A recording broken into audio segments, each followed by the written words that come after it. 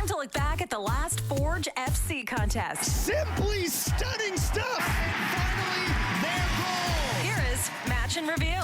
My word, what a rocket. With Anthony Urciuoli on the Forge Audio Network.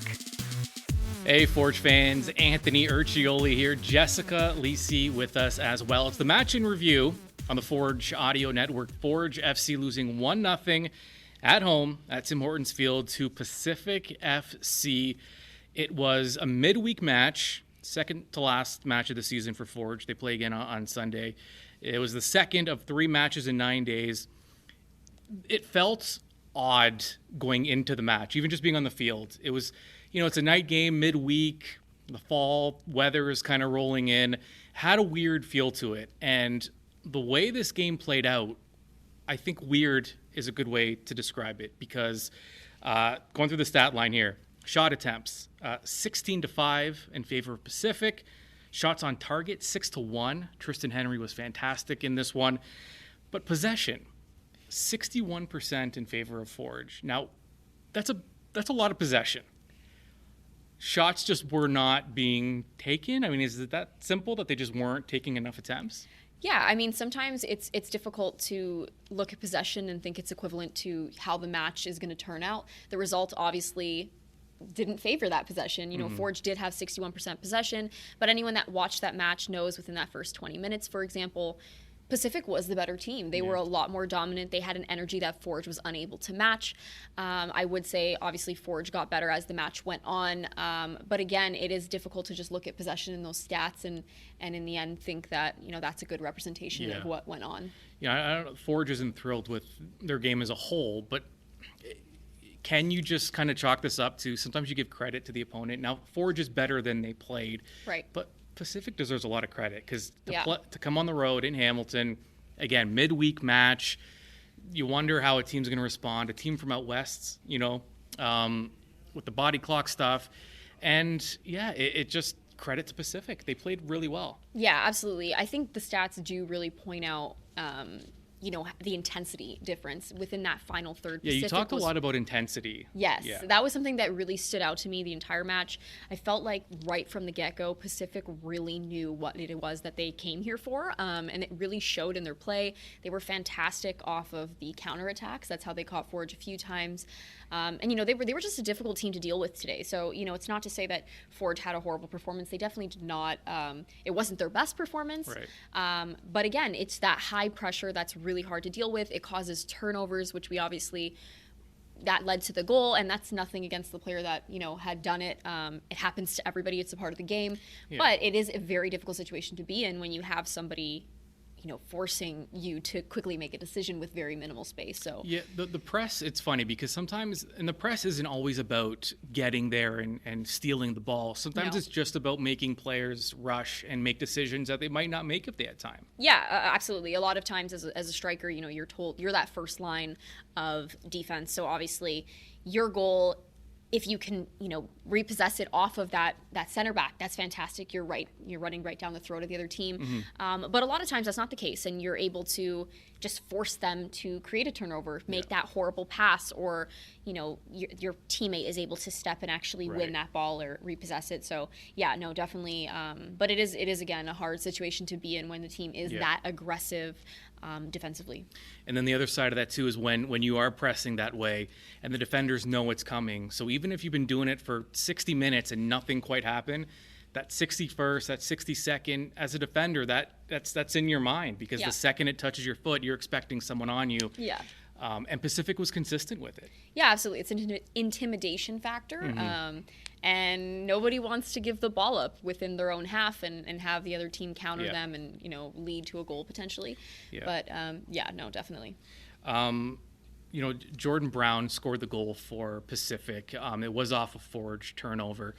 He was playing League One this season with Electric City. So all of a sudden he's playing pro, and not only is he starting in that striker role, he's scoring big goals in big matches. So he's a good story too. Before, though, we get to that, head coach, technical director of Forge FC, Bobby Smyrntiotis, post-match, here's what he had to say. Yeah, it's quite an interesting game. Probably come out slow in the first 10 minutes or so. After that, we've dictated play. we've created situations, but you need to take a little bit more shots on the opponent's goal in order to score. Tristan's made a couple of good saves in the first half, but of course that's his job. After that, okay, it's a team that's waiting for a mistake or something on the field to be able to capitalize. Yeah, and it's unfortunate we've made a mistake there in the second half. You know, a young player, he's going to learn from it, that's for sure. And that's the highs and lows of football, right? Last week you're a hero, you score a goal. This week there's a mistake in the central axis, but he's only going to become better for it. That thing I am sure of. You know, he's an excellent player, and I'm obviously talking about Malik. He's had an excellent game, but yeah, that's football, Whether you get paid 10 million a year or whatever our guys are getting paid, things are going to happen.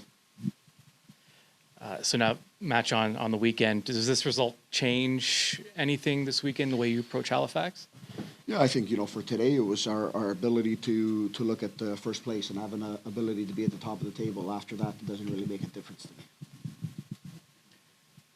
You mentioned that they're a team today that's looking to just pounce on mistakes and hit you on the counter, and obviously they do that, and especially a couple times they had chances in that second half. Was it maybe uncharacteristic the amount of times you were giving the ball away? No, I think a lot of them, if I look at it, they've come after the goal. So I think there it's natural, because then they're going to sit a little bit further back. There's going to be some opportunities, and it's only normal. If we're reversing our situations, we're probably going to do the same thing. But up to that point, I thought we're very good on the ball. We're good in our movements. They did a good job of just shifting and working in certain zones. What we didn't do enough of was make those incision runs in behind that we usually do. And that's indicative when you look at our shots and you look at our corners. There's certain metrics that we look at the end of the game, which tells me how deep we got in certain positions. And today we've only got 2 corners, and that's uncharacteristic of us. So that's also probably one of those reasons we haven't been as good as we wanted in the attack for all of the ball that we had. Because you can keep a team off of the score sheet, but I think for all of what we were doing, we could have had some more attacking situations and final attempts to the goal. And just kind of out of curiosity, the halftime switch, taking Rama out, maybe changing the way that you're building out a little bit with that sub. Just was that mostly tactical, or was it also kind of getting Rama off for card reasons or whatever? Card reasons, simple. Sometimes you don't want a player to go 10 days or so on without any minutes going into a playoff game. So, we had a couple of players in that situation. So you minimize risk. You go with one. He was talked to by the referee at some point, so it's coming. So there was Bobby, and he touched upon it. Forge like to attack areas and spaces of the field, and they knew coming into this one, and the players talked about it too coming into this one. Pacific, their bread and butter is through the midfield with Aparicio and with Bustos, and so Forge was going to try to attack wide and through the flanks, and they did get to those spaces, but when you're not getting attempts on goal, and Forge, 5 attempts, only 1 on target, it also limits your opportunities with set pieces and corner kicks, which, as we talked about last match, 2 of their 2 goals came off of set pieces. So you wonder how, shots on target and shot attempts, sometimes you don't realize that they also lead to corner set pieces.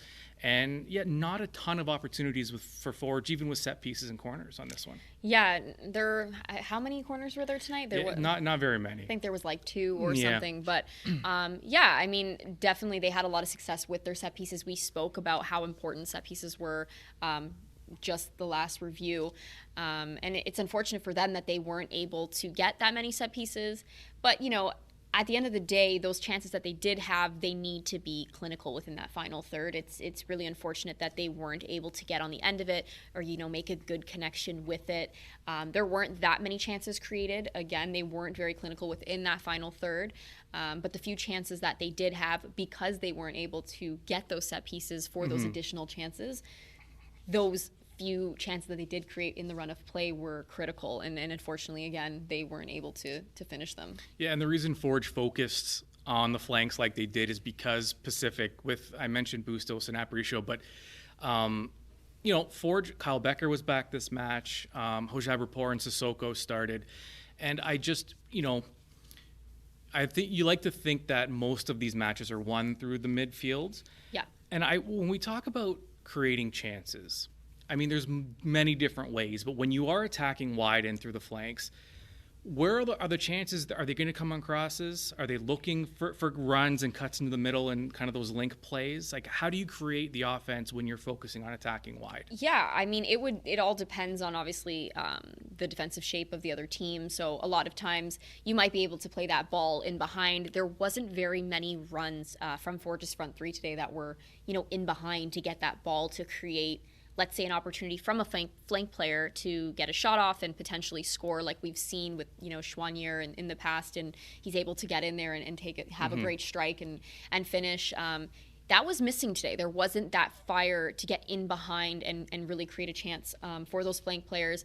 But to answer your question, a lot of times, yes, crosses create a lot of chances, and that's where you need your midfielders crashing the box, and you need your runs from the other two forwards to be in the box. And I remember in the first half, there was a couple chances where we spoke and we were like, wow, there's nobody in the box, or people are holding their runs. They're both holding their runs. One of them needs to be crashing. So yeah, I do think that they just really lacked fluidity in that final third today. They weren't all on the same page when they did decide to cross, and they weren't eager enough in regards to their runs and making those diagonal runs in behind. Yeah, I mentioned Sissoko. He spoke post-match. Let's go down and hear what he had to say. Honestly, disappointed because we lost the game. But honestly, we showed some good things on the pitch, and then we're gonna, prepare the next match, and then I'm pretty sure we're gonna have a better result Sunday. I know stats can sometimes be misleading, but 61% possession for Forge tonight. Just your thought why maybe that didn't translate into more offense for you guys? Yeah, we created some good chances if you look back the game, but just the things like, we created our opportunities. We have to be like more, killer in the final third. But honestly, today we played well, and then we didn't have the luck, the goal. We needed to score, but I'm pretty sure next game we're gonna score. Obviously, having the ball a lot is one thing, but it maybe seemed to give it away a little bit more often than usual. Maybe give them some more of those counter-attacking chances than usual. Yeah, it's part of the game. Our identity on the pitch. We have to play football. We have to take risk. And then today, yes, of course, we took risk and we gave away some balls. One of the things that we're not gonna blame a player, but we showed a good thing, and then we're gonna keep. Building with this momentum. And then, honestly, we did well today with the ball. Does losing this game, change the way you guys look at the game on the weekend at home? No, never. Every time we go on the pitch, it's a mentality here. And then we prepare every game as a playoff, as a final game. We play for 3 points every game, every week. So, no. It's not going to change anything. Sunday, we're going to show up and then play as a final. Yeah. We can always count on Aboubacar Sissoko to bring some positivity, and those are guys you want on your club, especially in moments like this. Forge still with a match left. If you're wondering about these standings, so at the conclusion of this match, Pacific drops down to third place. They do get leapfrogged by Pacific. Pacific does have a shot at top spot. So they're 2 points behind Ottawa. So they have a chance to surpass Ottawa this weekend. Forge does not. The highest they can finish is second. So Pacific, Forge, Cavalry round out the top four. And Pacific and Cavalry are playing each other this weekend, so that'll be interesting. But for Forge, they play Halifax. Halifax is nothing to play for.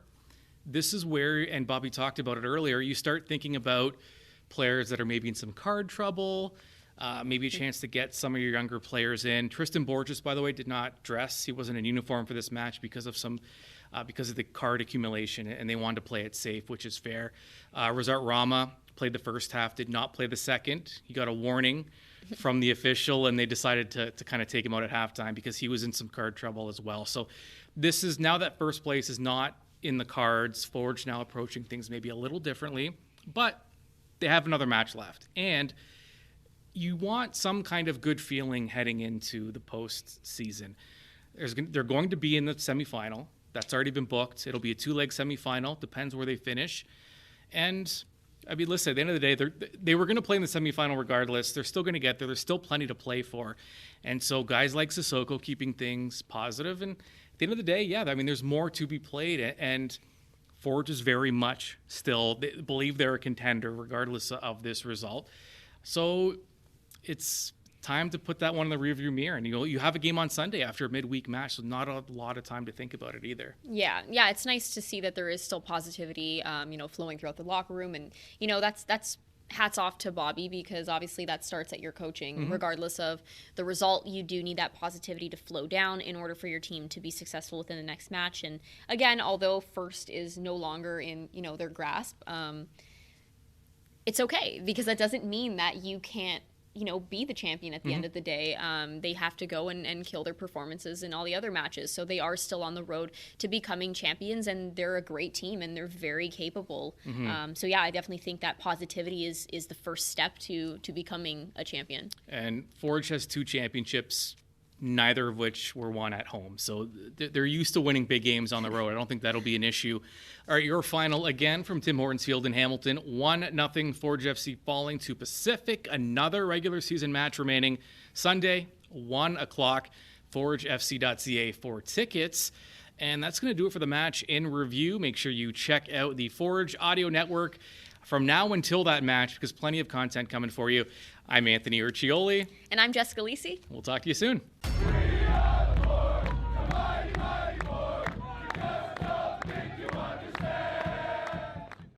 This has been Match in Review with Anthony Urciuoli on the Forge Audio Network. For the latest on all things Forge FC, subscribe on Spotify or wherever you get your podcasts.